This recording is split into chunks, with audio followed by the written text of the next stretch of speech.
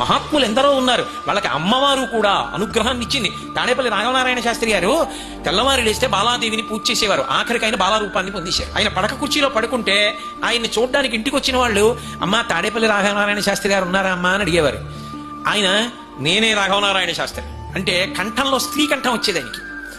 ఆయన కాసేపు ఆగి ఒళ్ళు బండి 10 మాటలు అడిగితే కనబట్టలా అని లేచి నిలబడితే అప్పుడు ఓ రాఘవనారాయణ శాస్త్రి గారిని గుర్తుపట్టేవారు.